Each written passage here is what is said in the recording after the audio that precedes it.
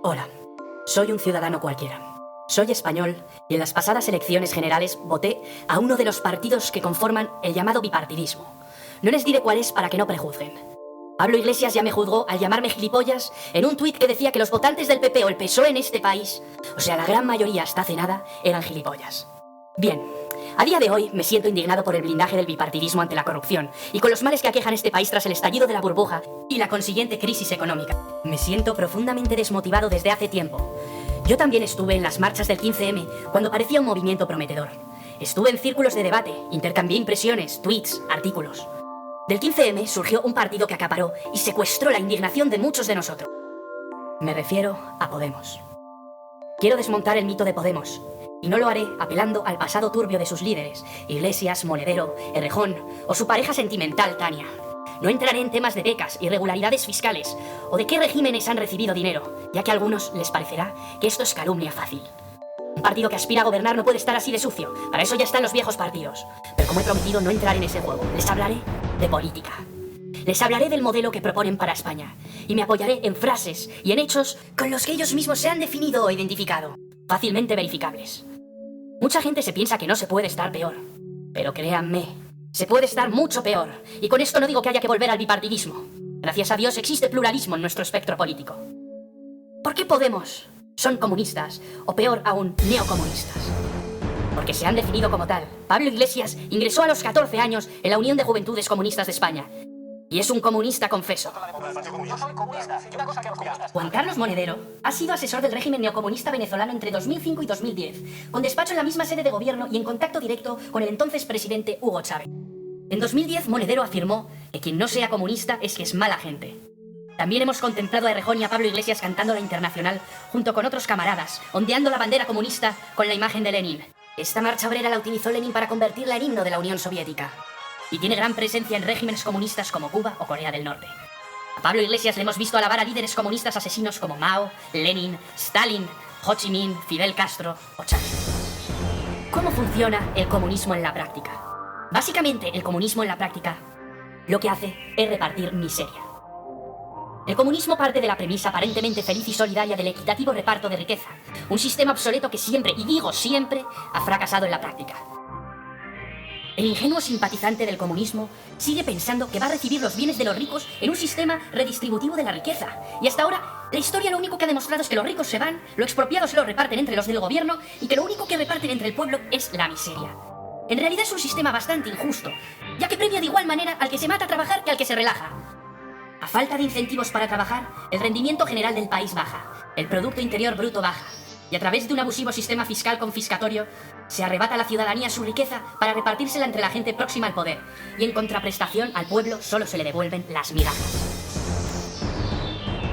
¿Cómo un sistema neocomunista que genera miseria puede persuadir y luego perpetuarse en una democracia? A través de lo que denominamos las 3 fases neocom. La primera, la del engaño.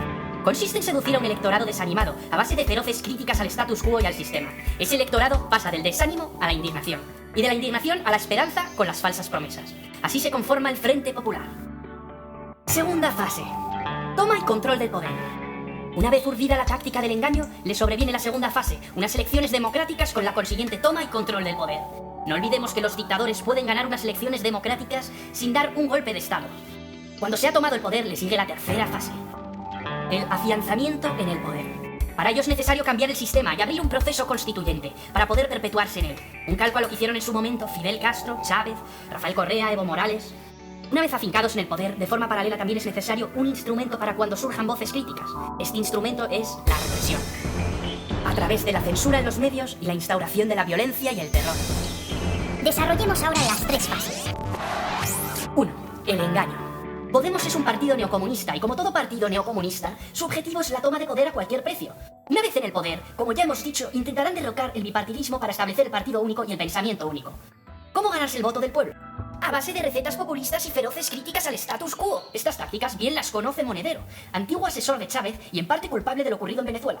En este país ocurrió algo parecido y bien puede servir para ilustrar lo que puede pasar aquí. Venezuela es un país inmensamente rico, gracias al petróleo y a su riqueza mineral. En 1958 cayó la dictadura en Venezuela y entró en un periodo democrático donde 2 partidos se alternaron el poder durante casi 40 años, uno conservador y el otro socialdemócrata. AD y COPEI. ¿Les suena, verdad? El bipartidismo cada vez se fue volviendo más corrupto y más insolidario con los problemas del pueblo. Entonces llegó la promesa, Chávez. Un venezolano con un mensaje que reivindicaba todo lo que los venezolanos sentían. Su aspecto era el de un venezolano cualquiera. Chávez le hablaba a la gente en un idioma que entendían. Les hablaba de su realidad cotidiana y los problemas que les aquejaban. Chávez elaboró una estrategia propagandística para la toma de poder. Culpaba, y con buena parte de razón, de los males del país a la cúpula, al bipartidismo. Incluso usaba expresiones como la casta, y con las mismas connotaciones. Renegó del eje izquierda-derecha, del bipartidismo. Les avisó a los políticos y a sus lazos oligárquicos que el tiempo se les acababa. Cabe añadir que Lenin, Stalin o Mao también renegaron del eje izquierda-derecha por considerarlo burgués. Ellos siempre se identificaron con el clamor popular. La expresión de la cúpula o la casta se hizo muy popular en Venezuela, no solamente entre sus seguidores, sino que todo el mundo empezó a usarla. Los demás candidatos, los mismos partidos políticos, los periodistas. Mucha gente vio en Chávez a un mentiroso y se tranquilizaron pensando que era imposible que llegase a ganar unas elecciones democráticas. Se hizo popular la frase, Venezuela no es Cuba. Pues bien, Chávez ganó las elecciones en 1998. El resto ya lo conocen. Pensamiento único, represión, censura, terror, violencia, muerte, miseria. Un país desabastecido con cartillas de racionamiento, sin productos básicos, sin medicinas, con el líder del partido de la oposición en la cárcel. La corrupción en Venezuela está en los más altos puestos de los estándares internacionales. 2. La toma de poder. Si Podemos alcanza sus objetivos y conquista el poder derrocando al enemigo del bipartidismo, Podemos siempre tendrá nuevos enemigos con los que justificar su lucha y revolución permanente. Europa, Estados Unidos, la Troika. Con estos enemigos justificará siempre sus medidas y reformas, cuando éstas causen impopularidad. Pero ya se encargarán de darle la vuelta para volver estas medidas populares por medio de la propaganda. Podemos ha anunciado que quiere nacionalizar y controlar las grandes empresas, al igual que sucede en los países comunistas. Pablo Iglesias no descarta nacionalizar, expropiar o confiscar las empresas que el gobierno entienda que son claves para garantizar el bienestar de los ciudadanos. Él defiende que la propiedad privada tiene que estar subordinada al interés social. Pablo Iglesias llegó a afirmar que ser demócrata es expropiar, pese a quien le pese. Podemos pretende recuperar el control público en los sectores estratégicos de la economía, telecomunicaciones, energía, alimentación, transporte, sanitario, farmacéutico, educativo.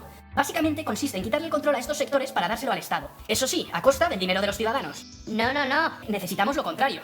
Detraer poder del Estado, de las administraciones, para devolvérselo a la ciudadanía. Y tomar medidas para que los gobernantes no puedan sustraer dinero de las arcas del Estado y favorecer sus intereses y el de sus allegados. Para que no ocurra lo que ha ocurrido en Rivas de Vaciamadrid con Tania y los suyos, en Cataluña con los Puyol, en Valencia con el PP, en Andalucía con el PSOE. ¿De verdad alguien se cree que dándole más poder al Estado, más poder a Pablo Iglesias, él va a saber mejor que nadie cómo administrarlo? Pablo Iglesias quiere ondear la bandera de la regeneración, de la pureza y lucha contra la oligarquía, pero su modelo de más poder para el Estado conduce inevitablemente a la creación de una nueva casta oligárquica, una neocasta. Algunos partidos como Podemos quieren poner a los suyos y hacer más gigante al Estado. No quieren eliminar a la casta, quieren sustituirla. Precisamente necesitamos lo contrario, minimizar la burocracia y que el Estado sea más pequeño. Podemos aboga por cambiar el derecho constitucional de propiedad privada y expropiar viviendas, tanto de bancos e inmobiliarias como de particulares, al tiempo que aboga por aplicar impuestos confiscatorios de forma arbitraria sobre todos aquellos inmuebles que el Estado considere infrautilizados. Por ejemplo, la segunda vivienda, como ese chalet de Torrevieja que muchas familias disfrutan en el periodo estival. Ese chalet lo podrán dar en alquiler social, cuando el banco malo, el Sareb, participado con capital público, tiene viviendas suficientes vacías para dar en alquiler social a miles de familias. Hemos oído de Podemos que pretenden incluso legalizar la ocupación o abrir las fronteras como la valla de Melilla y dar pleno derecho a los inmigrantes ilegales. Podemos, como partido neocomunista, quiere vivir a costa de exprimir dinero a los ciudadanos vía impuestos. Dicen que se lo subirán de manera especial a los ricos, pero la fortuna de los ricos se irá del país. Proponen un saqueo fiscal por encima de las cotas que hemos vivido con el PP, que ha ahogado a las clases medias. Es la única solución para mantener un Estado hipertrofiado y en el que no pretenden un modelo de austeridad económica al Estado o recorte del gasto, sino seguir aumentando la deuda y encima no pagarla. ¿De dónde sacarán el dinero si pretenden impagar la deuda? ¿Quién nos va a prestar dinero? ¿Quiénes serán nuestros acreedores? El caso será muy similar a lo que ha ocurrido en Grecia con el gobierno neocomunista de Syriza, el modelo europeo que nos quieren proponer. Se respira el cambio en Grecia y se respira el cambio en el sur de Europa. Necesitamos que nos llegue más dinero a los bolsillos y que no nos lo sustraiga el Estado como ocurre en Cuba. País comunista gobernado por Fidel Castro, el séptimo mandatario más rico del planeta, mientras los cubanos viven en la miseria. También los venezolanos viven en la miseria, mientras a los ministros, empresarios y funcionarios públicos vinculados al régimen bolivariano de Venezuela, a los que se denomina boliburgueses, arrimados al gobierno, no ocultan su nivel de vida ostentosa, incluso hacen alarde de sus lujos y posesiones. 3. Afianzamiento en el poder. Para afianzarse en el poder, los partidos neocomunistas necesitan cambiar la Constitución. La Constitución española a los neocomunistas de Podemos no les gusta, pues habla de una soberanía nacional que reside en el pueblo, en el conjunto de los españoles. Defiende la propiedad privada, habla de la separación y limitación de poderes. Pablo Iglesias llegó a despreciar la Constitución española en una ricotaberna, diciendo que solo es un papelito, un candado. Para cambiar esa Constitución que desprecian, quieren disolver las Cortes y abrir un proceso constituyente, al igual que sucedió en Venezuela en 1999, en Bolivia en el 2007 o en Ecuador en el 2008. Entre otras cosas, para perpetuarse en el poder de manera indefinida, con el agravante de que Pablo Iglesias, como buen antisistema, odia la monarquía, el himno, la bandera, la historia de España, los toros, las fiestas de tradición católica como la Navidad, la Semana Santa. ¿Se imaginan cómo podría quedar la Constitución con un proceso constituyente? Pues bien, Juan Carlos Monedero, número 3 de Podemos, tesorero del partido, ha sido designado como secretario del proceso constituyente. El instrumento con el que los partidos neocomunistas acallan a los insurgentes o las voces críticas es la represión. Podemos es un partido neocomunista y los partidos neocomunistas, cuando gobiernan, intentan reprimir a todo aquel que no piensa como ellos y coartar su libertad de expresión. Un derecho fundamental o un derecho humano señalado en el artículo 19 de la Declaración Universal de los Derechos Humanos. En cuanto a los medios de comunicación, Pablo Iglesias está en contra de que existan medios privados. Está a favor de que solo existan medios públicos financiados por la ciudadanía, como instrumento de propaganda del régimen. A Pablo Iglesias le hemos oído decir en un hábil giro retórico: que existan medios privados ataca a la libertad de expresión. Pretende nacionalizar los medios, que estén controlados por el gobierno. Los medios de comunicación tienen que tener control público. Al ser preguntado sobre la Ley Orgánica de Comunicación de Ecuador aprobada por el gobierno de Rafael Correa, tachada desde muchos sectores como Ley Mordaza, y sobre si él sería partidario de una regulación de la comunicación desde el poder público, Iglesias afirmó contundente: absolutamente. La Ley Mordaza de Ecuador crea organismos de fiscalización y control a los medios con el objetivo de blindar a su gobierno de la crítica y la rendición de cuentas, mientras le da la espalda a los ciudadanos. Son ya muchos periódicos, webs, blogs, los que han tenido que cerrar por ser críticos con su gobierno. Correa hace constantemente alarde de músculo, rompiendo él mismo periódicos en público. En Venezuela, país neocomunista, sucede algo parecido. La gente no puede comprar productos básicos. El desabastecimiento de productos básicos es tan brutal que los venezolanos se pasan horas para conseguir harina, pañales, leche o papel higiénico. Con tal de que no se produzca una alarma social, los niveles de represión han llegado al punto de que quien tome una foto de una estantería vacía en un supermercado o filme o saque fotos de las colas del pueblo en los supermercados está cometiendo un delito tipificado y penado. No se puede hacer porque, según el gobierno, eso desata el pánico consumista. La otra cara de la represión en los regímenes totalitarios es la violencia y el terror. Al igual que ocurre en todos los regímenes comunistas, Pablo Iglesias justifica la violencia, porque Pablo Iglesias nunca ha ocultado su carácter violento. En una conferencia en Segovia, el líder de Podemos pidió disculpas por no romper la cara a los fachas con los que discutó en televisión. Además, en un gesto lleno de odio, animó a los asistentes a irse de cacería a Segovia para aplicar la justicia proletaria, que es lo que se merecen unos cuantos. En otra ocasión, animó a los jóvenes a entrenarse porque se avecina una crisis terminal del capitalismo y tendremos que estar preparados para tomar las armas. En otra conferencia, presumía de haber agredido a otras personas de clase inferior a la suya. Le rompí un hueso de una mano por dar un puñetazo. Di un puñetazo porque un grupo de lumpenes, gentuza mucho más baja que la nuestra, intentó robar una mesa de mezclas. A Pablo Iglesias le hemos visto emocionarse cuando pegan a un policía. O le hemos visto abrazado a Pablo Hasél, rapero comunista condenado a 2 años de prisión por enaltecimiento del terrorismo, en cuyas letras podemos encontrar frases como sueño con Kalashnikovs, muerte a los Borbones, yo fusilaría a Zapatero en las ventas o merece una bomba Televisión Española. A Pablo Iglesias le hemos visto deshacerse en elogios a Mayur y a ETA, a Monedero justificar el terrorismo.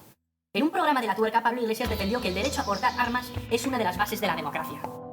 En Venezuela, ese régimen que tanto gusta a Pablo Iglesias, los jóvenes que piden justicia, seguridad, alimentos, nada más que lo esencial e imprescindible, son callados con balas y golpes. Se les considera terroristas por hacer fotos de las marchas, se les encarcela y se les maltrata. Estos jóvenes luchan por la libertad, no es una cuestión política, no importa la ideología. Luchan porque se les escuche, mientras las televisiones y los periódicos callan. En las protestas en contra del gobierno de febrero de 2014 en Caracas, se cifraron numerosas muertes de manifestantes por parte de la policía. El líder del partido de la oposición, Leopoldo López, tras las manifestaciones está en la cárcel, cuando la Fiscalía General de la República emitió una orden de arresto en su contra, acusándolo sin pruebas de terrorismo, homicidio e incendio de edificios públicos. Maduro ha reforzado las precauciones recientemente, permitiendo el uso de armas de fuego por parte de la policía para reprimir a los manifestantes. Venezuela es el segundo país más inseguro del planeta, con unos 25.000 asesinatos al año, según la ONG Observatorio de la Violencia de Venezuela. No se pueden publicar imágenes de los cadáveres que se apilan cada día, sobre todo los fines de semana, en las instalaciones forenses. También es delito. Terminaré hablándoles del Libro Negro del Comunismo, Crímenes, Terror y Represión. El Libro Negro del Comunismo es un libro escrito por profesores universitarios y experimentados investigadores europeos, en el que se realiza una estimación de las muertes que ha producido el comunismo, que se acerca a la cifra de 100 millones. Casi 10 veces más muertes que las que produjo otro régimen extremo execrable, el nacionalsocialismo. Decía Edmund Burke que para que el mal triunfe basta con que la gente buena no haga nada. Quiero hacer una llamada a la esperanza. Hay opciones democráticas que pueden devolver a este país la regeneración democrática que nos merecemos. Hemos de dejar el odio y la venganza de lado. No debemos empeñarnos en destruir lo bueno, sino en construir una España mejor entre todos.